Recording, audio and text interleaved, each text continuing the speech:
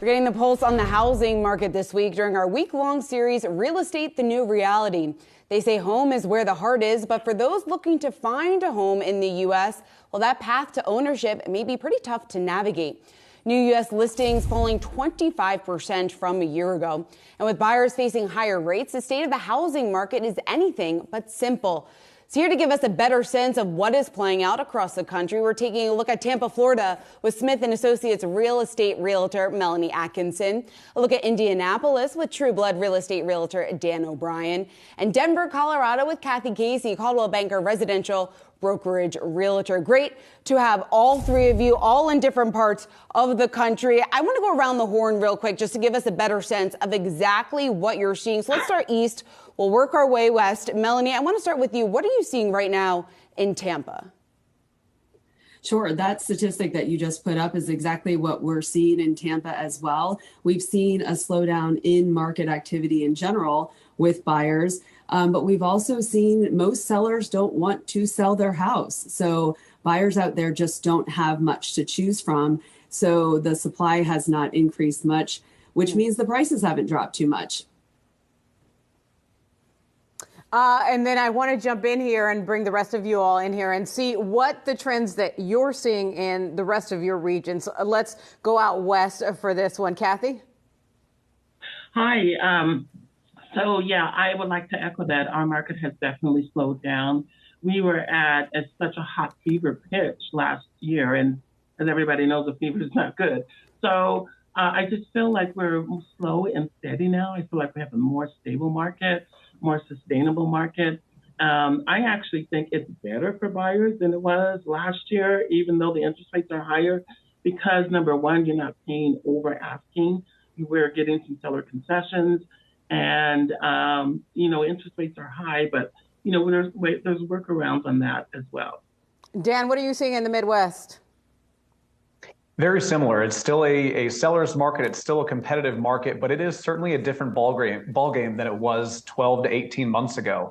It's been quite the ride as we were seeing those skyrocketing rates last year and a lot of uncertainty of what was going to happen. Are we going to see 10% interest rates? But now, interest rates have somewhat semi-normalized, where now buyers are looking in that 6.5, upper 6 range, where they've kind of accepted, unfortunately, this is the new norm, but the expectation is that rates are going to hopefully come back down in the next 12 months and they can ultimately refinance. So there was a lot of uncertainty. The second half of last year definitely slowed down. We didn't see any kind of big dip or anything like that, but we certainly saw a plateau and a reduction of buyer activity. But so far, the spring and summer market has picked back up. We're starting to see some more historical trends as things have happened pre-COVID crazy market. Dan, what about that buyer activity? Are buyers being more pickier in this environment?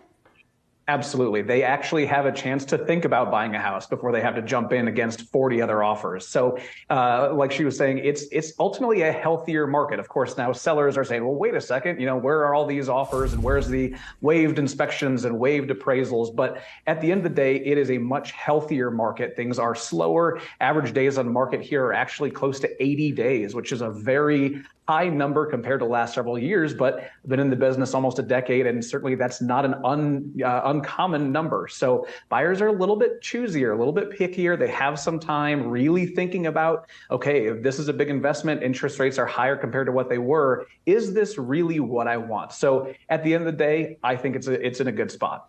And I want to quickly get to you, Melanie and Kathy. In your regions, is it a buyer's or a seller's market or none of the above?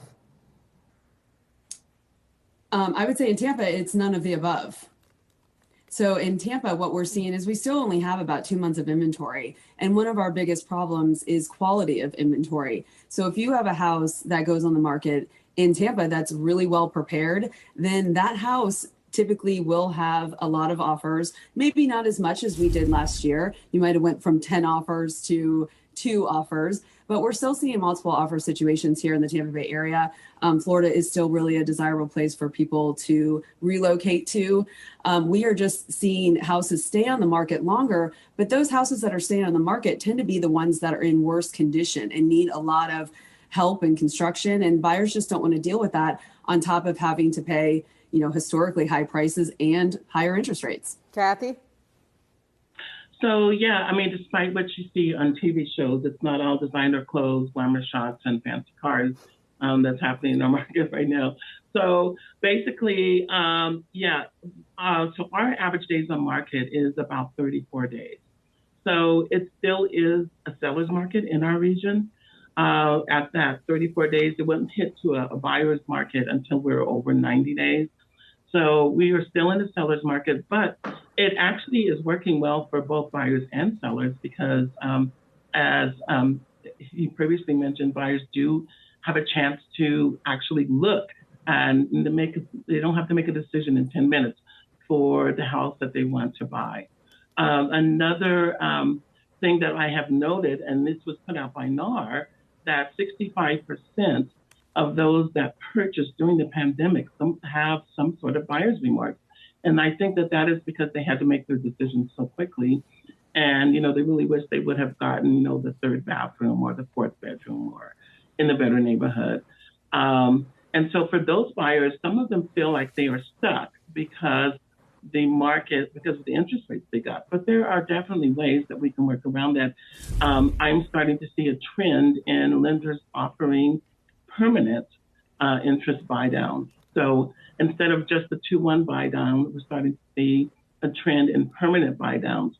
Just last couple of weeks ago, I had a buyer that had a builder that actually brought her rate down 2 interest points. So it was 6.5 and it was brought down to 4.5%. And so because these are permanent buy downs, this really allows them to qualify for more house. So, like I said, there's ways around trying to get around the interest rates and what's happening in the market, but I definitely feel it's kind of even kill for both buyer and seller, but still leaning more towards the seller's favor. Dan, for those who are looking to buy in the Indianapolis area, what do they need to know? What's the 1, 2, 3 tips that you would share with them? Again, it's always about being prepared. If you're a buyer and you're coming in there not having spoken to a mortgage lender about getting pre-approved, if you don't know what you really want, at the end of the day, you're going to waste your time, right? So it's always one of those as a buyer, have your stuff in order, talk to a mortgage lender, talk with a professional realtor, figure out what you're looking for. Because, I said that days on market are up. However, there are still zones that are very competitive. Hamilton County is on the north of the Indianapolis area, and it's, kind of the affluent suburb. And we are absolutely still looking at multiple offer scenarios. And, an interesting statistic here is that in Hamilton County, there have been more sales over $1 million than under $200,000, right? So in this market for Denver, that might seem crazy that we can even think of under $200,000. But here, the average price point, the median sales price in greater Indianapolis is $280,000. So, we have some areas that are still selling very quickly. Even the high-end homes, at least what we would consider high-end for this market, are selling in a short period of time. So again, to the comments of the nicer homes, still, very, very quick at selling. But if you're a buyer, make sure that you know kind of what you're doing. If you get in there, you may or may not have time to get a pre-approval letter, depending on what the house is doing, if there are multiple offers. So that's the biggest thing that I can recommend is talk to a professional, both a mortgage lender and a realtor, to kind of understand what you're looking at. 200,000, Dan, that would get you a shoebox here in New York. Melanie, I want to quickly get back to Florida because I was recently down there, not in your region, but in Miami. I noticed the heat down there. What are you seeing in terms of the cash spend? So we saw some data from Redfin showing about a third of home buyers are paying cash. Are you seeing that play out in what the data is showing you down there in Florida? Not as much as it was before. So keep in mind that over the past couple of years, a lot of the cash buyers were actually corporate companies that were coming in and purchasing houses with cash with the purpose of then using them as rentals. We also had people from all over the country buying second homes here. They were selling houses up north coming down with a lot of cash because the prices were up all over the country. So people had all of this cash to spend. So either they were coming down here for primary homes or secondary ones. But for the most part, in general, because the market activity has slowed, obviously the cash activity has slowed. And more significantly, we don't see those corporate buyers out there quite as much, which is great for the lower end price points and first time home buyers if they're not competing against corporate buyers. All right, we will have to put a pin in our conversation. Love hearing about the state of real estate across the country. We're represented here by the Northeast at our table. Anecdotally speaking, our thanks to all of you, Kathy Casey, Melanie Atkinson, and Dan O'Brien.